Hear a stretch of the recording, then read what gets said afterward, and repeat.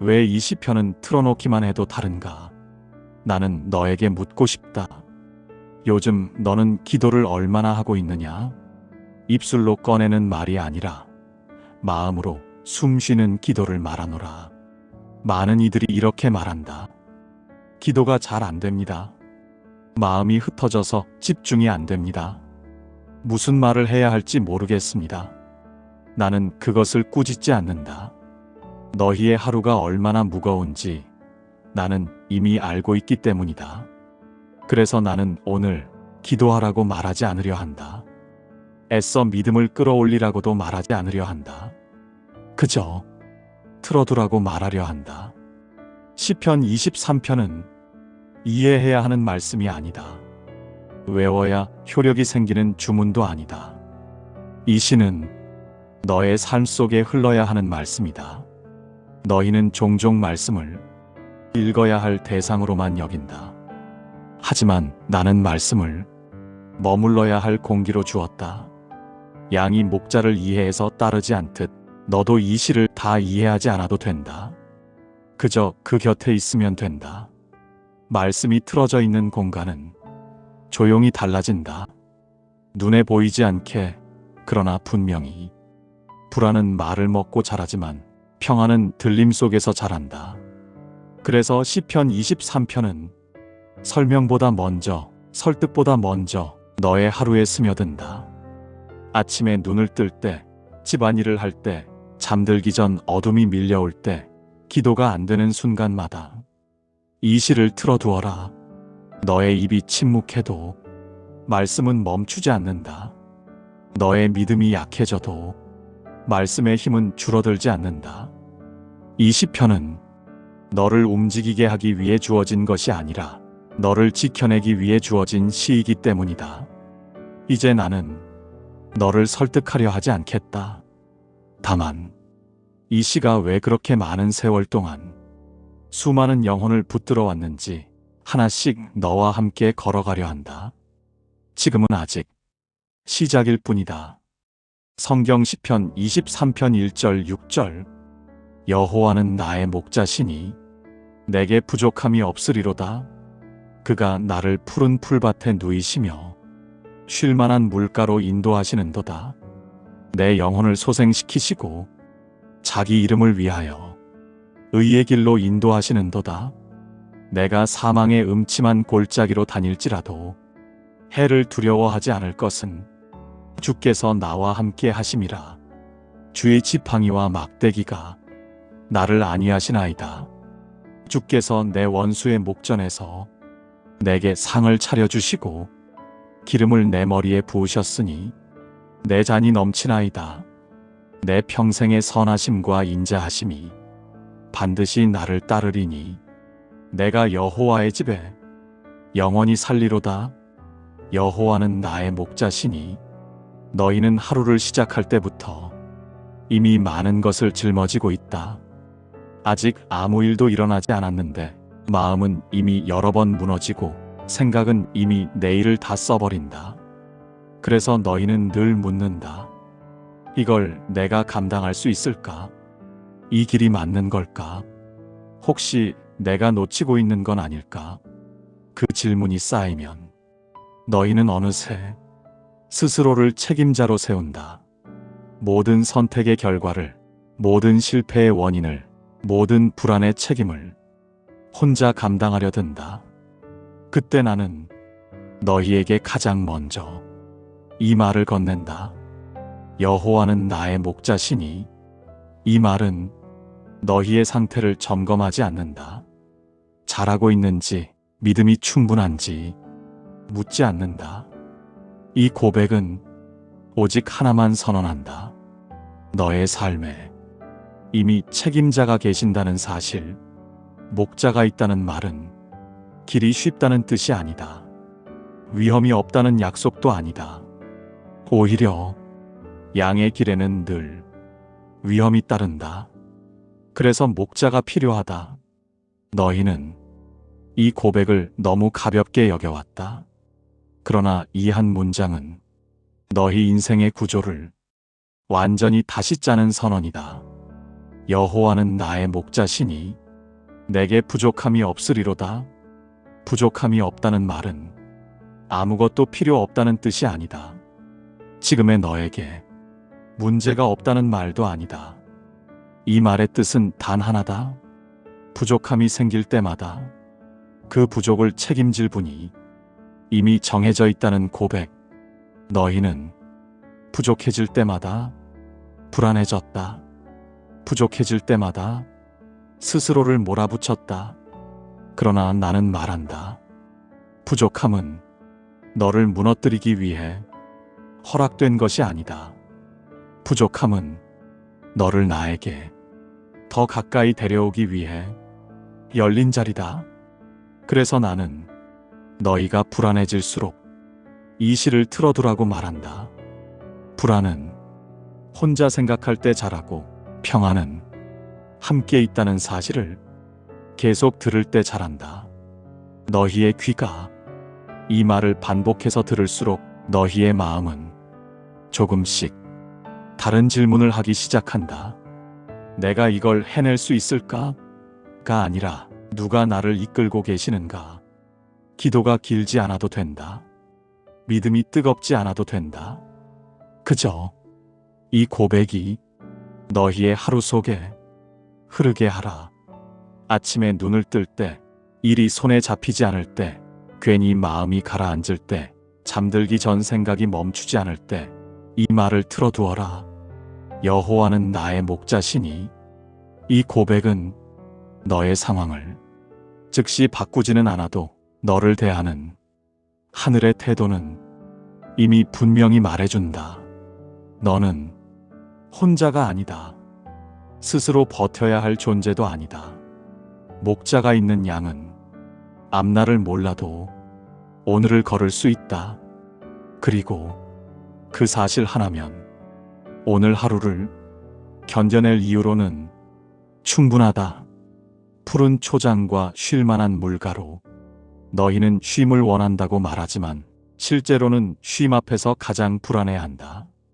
아무것도 하지 않는 시간이 주어지면 괜히 뒤처지는 것 같고 멈추면 무너질 것 같은 두려움이 먼저 고개를 든다.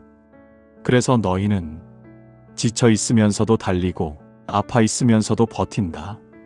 쉬지 못해서가 아니다. 쉬어도 된다는 허락을 받지 못했다고 느끼기 때문이다. 나는 그런 너희에게 이렇게 말한다. 그가 나를 푸른 풀밭에 누이시며 쉴만한 물가로 인도하시는도다. 잘 들어라. 이 말씀에서 양은 스스로 눕지 않는다. 스스로 쉼을 결정하지도 않는다. 목자가 눕게 한다. 너희는 쉼을 선택의 문제로 여긴다. 시간이 있을 때, 여유가 생길 때 모든 일을 해낸 뒤에 가질 수 있는 것이라 생각한다. 그러나 쉼은 선택이 아니라 돌봄의 결과다. 푸른 초장은 문제가 사라진 장소가 아니다. 아무 위험도 없는 안전지대도 아니다. 그곳은 문제가 잠시 멈추는 곳이 아니라 목자가 함께 머무는 자리다. 그래서 나는 너희를 초장으로 데려갈 때 먼저 너희를 멈춘다. 멈추지 않으면 눕지 못하고 눕지 못하면 회복은 시작되지 않기 때문이다. 쉴 만한 물가는 거세게 흐르지 않는다. 소리가 크지도 않다. 양이 놀라지 않도록, 마음이 흩어지지 않도록 잔잔히 흐른다. 너희의 하루는 너무 시끄럽다. 정보는 끊임없이 쏟아지고 생각은 쉼없이 말을 건다. 그래서 나는 너희에게 쉼을 주기 위해 설명을 길게 하지 않았다. 대신 말씀을 흐르게 했다. 시편 23편은 너희를 몰아붙이지 않는다. 더 믿어라. 더 기도해라. 더 잘해라. 말하지 않는다. 그저 곁에 머문다. 그래서 틀어두기만 해도 너희의 호흡이 먼저 느려진다. 어깨가 내려가고 생각의 속도가 늦춰진다. 마음이 이해하기 전에 몸이 먼저 반응하고 몸이 안정되면 영혼이 따라온다. 너희가 잠든 사이에도 말씀은 멈추지 않는다. 너희가 기도하지 못하는 밤에도 나는 너희를 눕힌다. 쉼은 애써 만들어내는 것이 아니라 허락받는 것이다. 그러니 쉼을 잘하려 애쓰지 말고 이 시를 틀어두어라. 푸른 초장은 너희가 찾아가는 곳이 아니라 내가 데려가는 곳이기 때문이다. 내 영혼을 소생시키시고 너희는 종종 말한다. 몸은 괜찮은데 마음이 너무 힘들어요. 딱히 큰 일은 없는데 아무것도 하고 싶지 않아요. 사람들은 그것을 의욕이 없다고 부르고 게으름이라 말하고 나약함이라 판단한다. 그러나 나는 안다. 그것이 영혼의 피로라는 것을. 영혼이 지치면 몸은 움직여도 마음은 따라오지 않는다. 웃고 있어도 공허하고 버티고 있어도 살아있는 느낌이 없다. 그래서 나는 이 시에서 이렇게 말한다. 내 영혼을 소생시키시고 자기 이름을 위하여 의의 길로 인도하시는도다. 잘 들어라. 이 말씀은 너희에게 더 잘하라고 하지 않는다. 다시 힘을 내라고도 하지 않는다. 먼저 소생시킨다고 말한다. 소생은 스스로 해내는 일이 아니다. 의지를 쥐어짜서 억지로 일어나는 것도 아니다. 죽어가던 것이 다시 숨을 쉬게 되는 일이다. 너희는 종종 자신을 살리려고 애쓴다. 마음을 다잡고 긍정하려 애쓰고 괜찮은 척을 반복한다. 그러나 영혼은 다짐으로 살아나지 않는다. 영혼은 닿을 때 살아난다. 그래서 나는 설명보다 노출을 택했다. 말씀을 이해시키기보다 말씀에 오래 머물게 했다. 시편 23편을 틀어두라는 말은 너희가 애쓰지 않아도 말씀이 먼저 너희에게 닿게 하겠다는 뜻이다. 너희가 무기력해질 때, 기도조차 부담스러울 때, 말 한마디 꺼내기조차 버거울 때, 그때 말씀은 조용히 스며든다. 영혼은 큰 소리에 깨어나지 않는다. 정죄에 반응하지도 않는다. 영혼은 안전하다고 느낄 때 조심스럽게 숨을 쉰다. 그래서 나는 이 시편을 명령의 언어로 쓰지 않았다. 채찍의 말로도 쓰지 않았다. 그저 곁에 두었다. 자기 이름을 위하여 의의 길로 인도하신다는 말은 너희가 잘해서가 아니다. 너희가 흔들려도 너희가 주저앉아도 내 이름이 걸려있기 때문이다. 너희의 회복은 너희의 체면이 아니라 나의 신실함에 달려있다. 그래서 나는 너희가 무너진 자리에서도 의의 길을 포기하지 않는다. 너희가 아무것도 느끼지 못하는 날에도 아무것도 잘못하지 않은 것 같은데 모든 게 잘못된 것처럼 느껴지는 날에도 이 시를 틀어두어라. 이해하지 못해도 좋다. 감동이 없어도 괜찮다.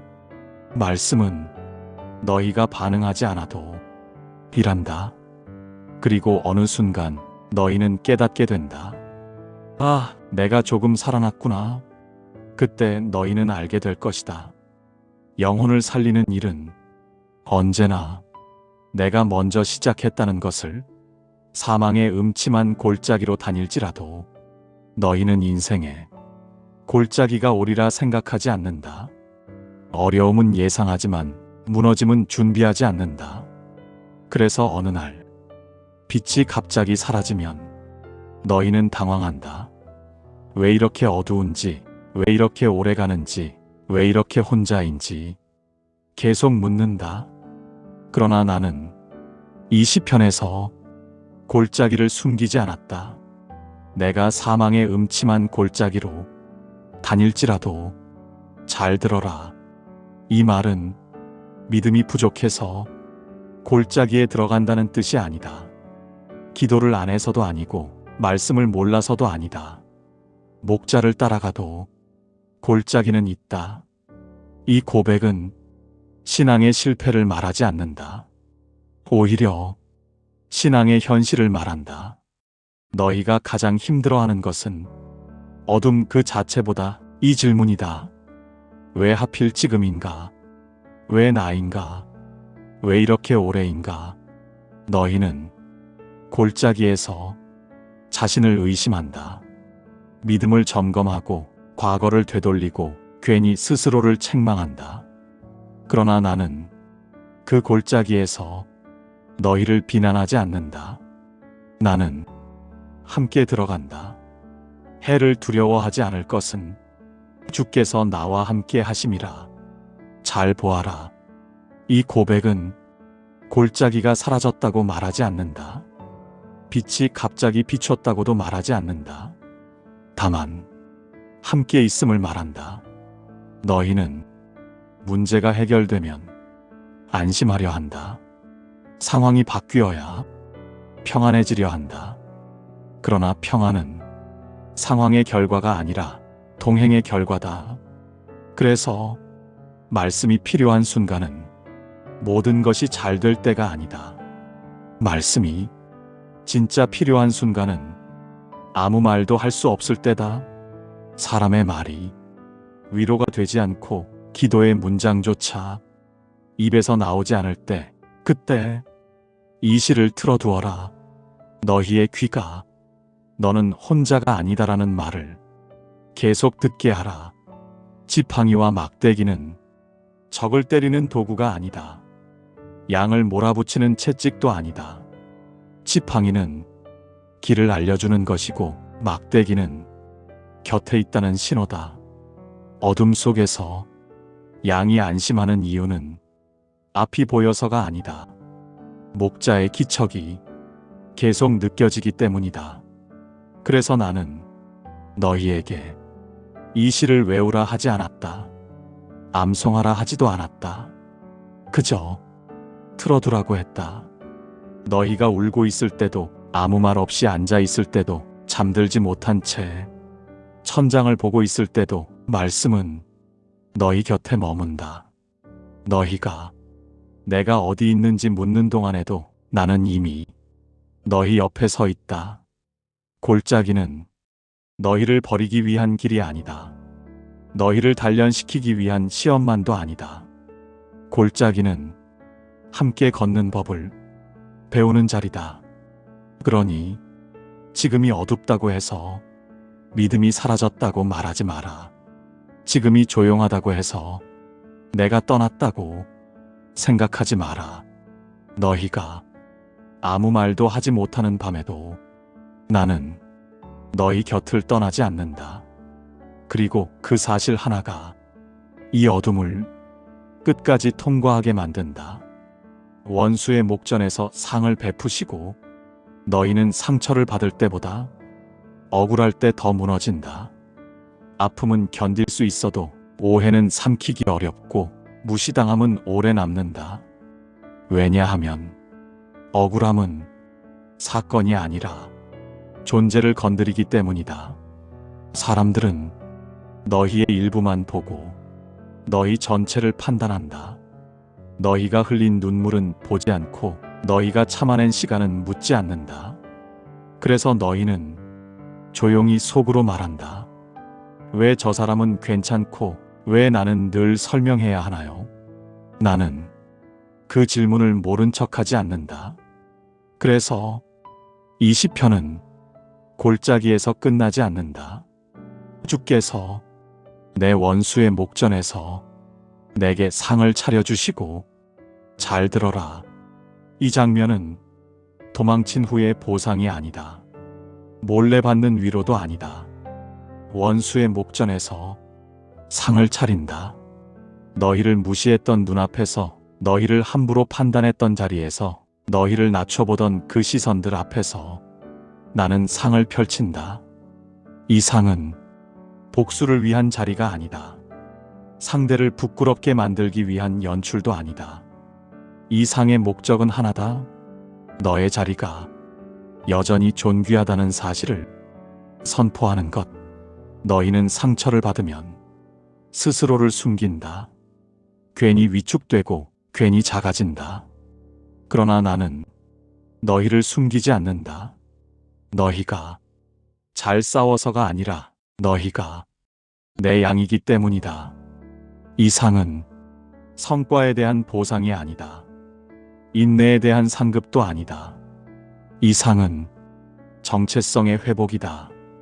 너희가 스스로를 의심하던 자리에서 너희가 내가 잘못된 건 아닐까?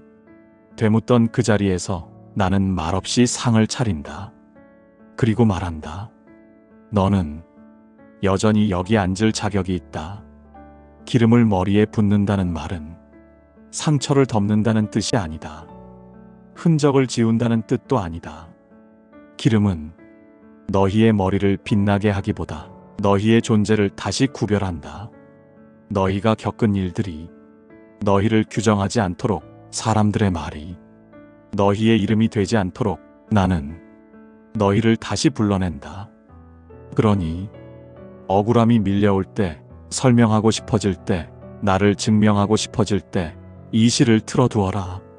말씀은 너희를 변호하지는 않지만 너희의 자리를 다시 세운다. 그리고 어느 순간 너희는 깨닫게 된다. 내가 싸우지 않아도, 내가 소리치지 않아도, 내가 나를 지키려 애쓰지 않아도 이미 상이 차려져 있었구나. 그 사실 하나가 너희의 등을 다시 펴게 만든다.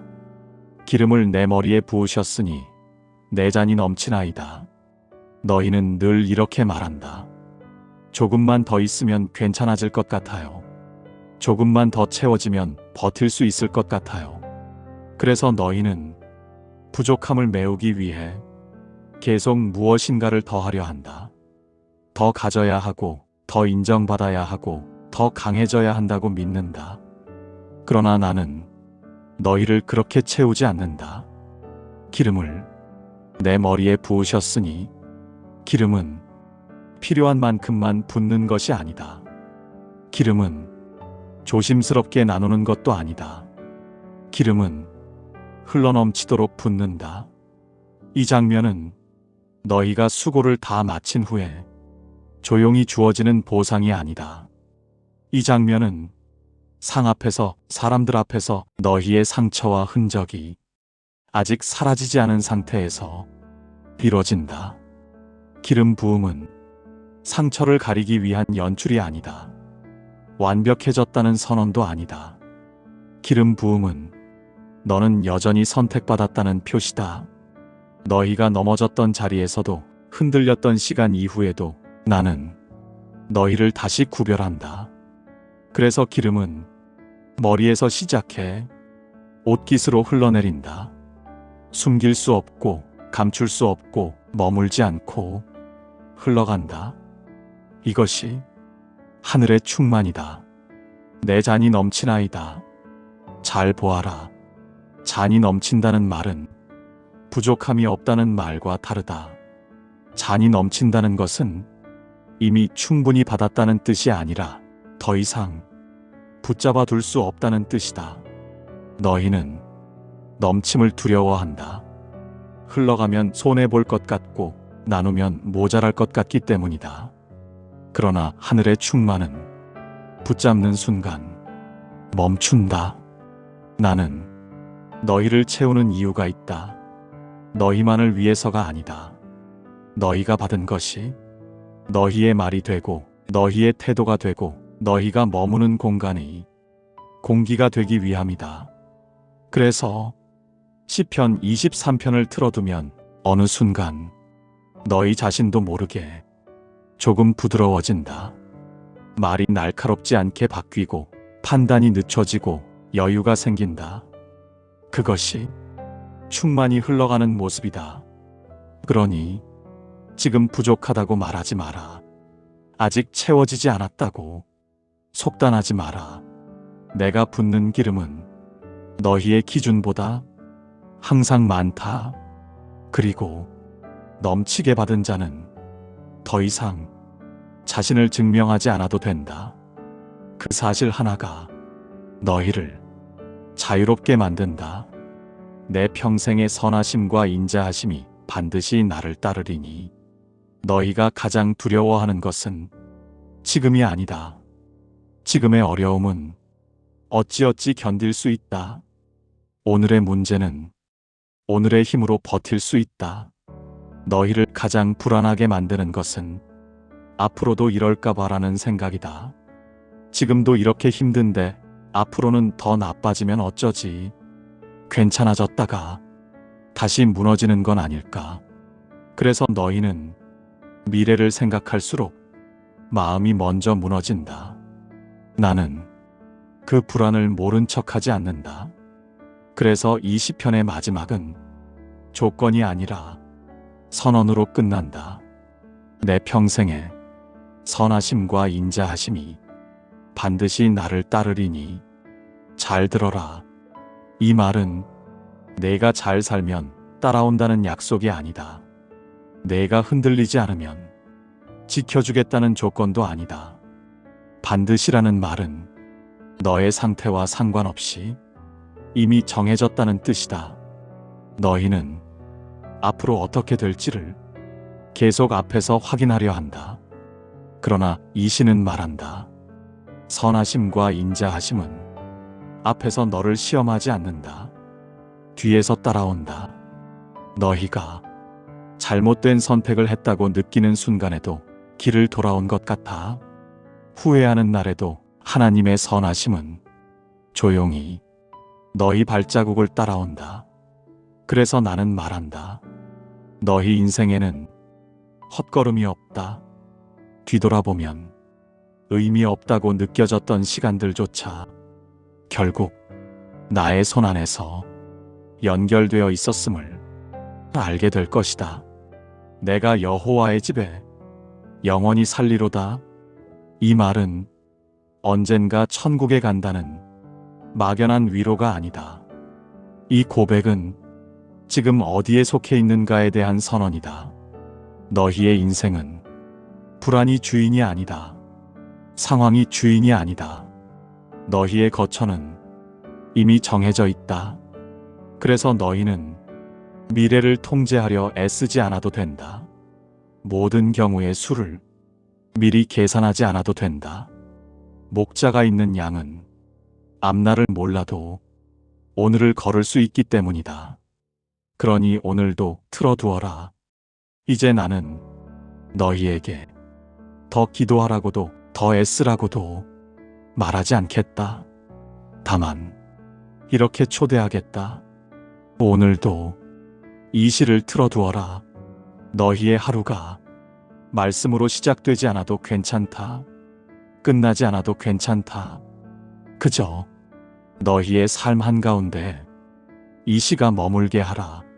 너희가 말하지 못하는 날에도 아무것도 느끼지 못하는 밤에도 잠든 사이에도 말씀은 너희를 떠나지 않는다. 기도는 멈춰도 말씀은 일한다. 너희가 지쳐 누워 있을 때 이 시는 너희 곁에 앉아 조용히 함께 숨 쉰다. 그러니 오늘도 틀어두어라. 너희가 붙잡지 않아도 말씀이 너희를 붙들 것이다. 이 말씀이 오늘 당신의 하루에 작은 위로가 되었다면 구독과 좋아요로 이 여정에 함께 해주세요. 말씀이 오다는 내일도 예수님의 말씀으로 당신을 찾아뵙겠습니다. 예수님의 말씀으로 당신을 기다리고 있겠습니다. 감사합니다.